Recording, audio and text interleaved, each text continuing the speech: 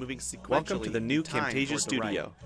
We encourage you to watch and play with this Getting Started project video to learn some of the most important concepts of using the editor. On lower tracks in the canvas. If you want more in-depth tutorials that will walk you through the entire process of recording, editing, and sharing your videos, then please watch the Getting Started tutorials using this link under the Help menu. If I drag the video track on top the editor is divided up into three main areas: is now hidden the clip bin, behind the video timeline, and the canvas. Use the zoom The slider canvas to is where you magnify the see your view of the video during timeline. playback. This is and very can helpful move, when making resize, precise and cuts reposition all media like however removing you want. ums in your audio. The timeline is where New you media assemble can be and dragged edit your dropped video. on an existing track. At the top of Or the a new track timeline, is tick automatically marks created represent when time media in is terms of dropped at minutes this and location seconds. to the top of the timeline. When building a video, you'll work in a horizontal manner, beginning from the left and moving sequentially through time toward the right.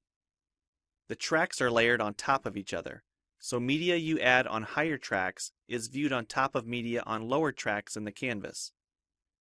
For example, this callout is placed on top of the video track on the timeline, and therefore is on top of the screen video on the canvas. If I drag the video track on top of the callout on the timeline, the callout is now hidden behind the video on the canvas. Use the zoom slider to magnify the view of the timeline. This is very helpful when making precise cuts and selections, like removing ums in your audio.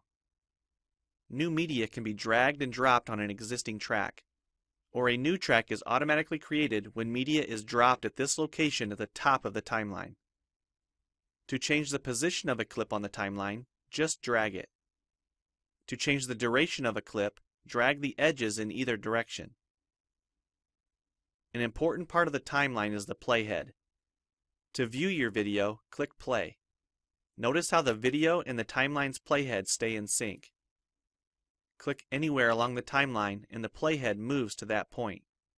To remove a portion of your video, make a selection with the green in point and red out point. Then click the cut button. If you don't want media cut on a specific track, just click the lock icon. If you make a mistake while editing, press Ctrl-Z on the keyboard to undo, or choose Edit Undo. Double-click the playhead to deselect. Next, we'll look at the clip bin in the library.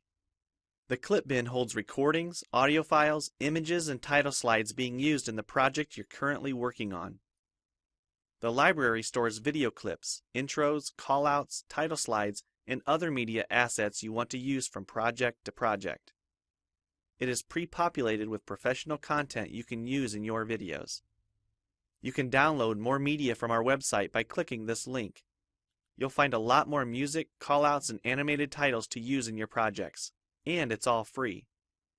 Once you find something you like this callout for example, just drag it to a track on the timeline and resize and reposition it as needed. Double-click the callout on the canvas to open the Callouts tab and edit the text, or change any of the text properties like color or size.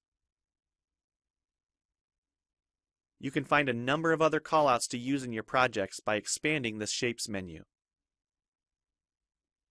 You've probably noticed the video zooming in and out at times, for example here when it's zooming into the timeline. To learn more about adding and customizing zoom and pan animations to your video, check out the other Getting Started tutorials on our website. We've talked about some of the tabs already, but be sure to explore the others for adding and editing special effects. If they don't all show up as tabs, click on the More tab to explore others, like the speech-to-text capabilities and captions, and the improved quizzing.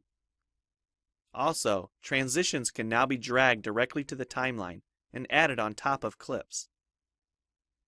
So we've shown a few ways you can navigate and edit your video. But how do you get content into your video? To make a new screen recording, click the Record the Screen button.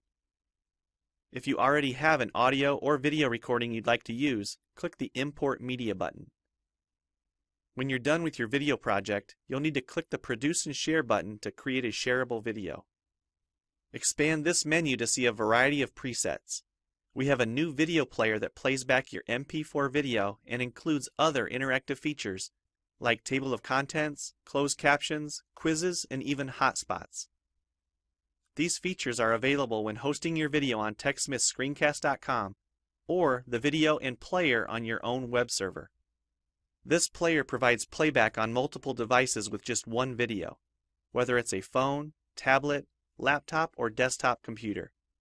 Well, it's time for you to try Camtasia Studio for yourself using the content on the timeline, or better yet, create your own. We have lots of free tutorials on our website, and I recommend you begin with the Getting Started series. Also, the help file inside Camtasia Studio tells you how to use each of the Camtasia Studio features and applications. One last thing, if you ever want to open this Getting Started project again to view or practice with, use this link here. Thanks for watching, and we hope you enjoy Camtasia Studio.